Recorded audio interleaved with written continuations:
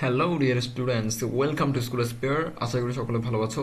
এই পর্বে আমরা আলোচনা করব ষষ্ঠ শ্রেণীর বাংলা বইয়ের ষষ্ঠ অধ্যায়ের প্রথম পরিচ্ছেদের 102 নং পৃষ্ঠা একটি কবিতা লিখন নিয়ে। তো চলো আমরা দেখে নিই। এখানে দেখতে পাচ্ছ এই যে প্রশ্নটা দেওয়া হয়েছে, এটা কিন্তু তোমাদের পাঠ্য বইয়ের 102 নম্বর পৃষ্ঠায়। তো আমরা চলো আগে প্রশ্নটা পড়ে নিই, কি বলা হয়েছে প্রশ্নে। নিচে কিছু ফাঁকা জায়গা রয়েছে, এই ফাঁকা জায়গায় তুমি নিজে বানিয়ে বানিয়ে একটি কবিতা লেখো। কবিতাটি হতে পারে 4, 8 বা 12 লাইনের। কবিতা লেখার সময় কবিতার বৈশিষ্ট্যগুলো খেয়াল রাখো, কবিতার একটি নাম দাও। আমরা জানি যে এর আগের পর্বে আমরা দেখেছি ষষ্ঠ অধ্যায়ের প্রথম পরিচ্ছেদে তোমাদের তিনটা কবিতা কিন্তু ছিল, এগুলো বিস্তারিত আলোচনা ছিল এবং সেই সাথে ছক পূরণ বলো, অনুচ্ছেদ বলো, সব ছিল, আমরা সেগুলো পূরণ করেছি। তো এই যে কবিতাটা পড়লা, কবিতা তিনটা পড়ে তুমি তো অনেক কিছু বুঝছো, তাই না? এই বুঝার উপর ডিপেন্ড করে তুমি এখন একটা নিজের কবিতা বানাতে হবে, সেটা এখানে বলা হয়েছে।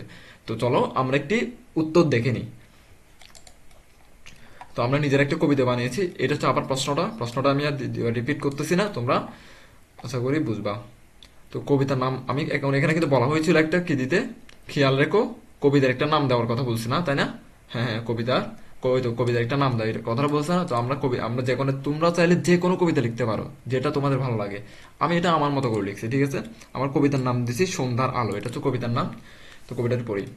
সন্ধ্যার আলো মৃদু মৃদু আসছে ঢেউ হয়ে, সূর্য রঙিন সূর্য ডুবি রঙিন ছোঁয়া সবুজ পাতায় রয়।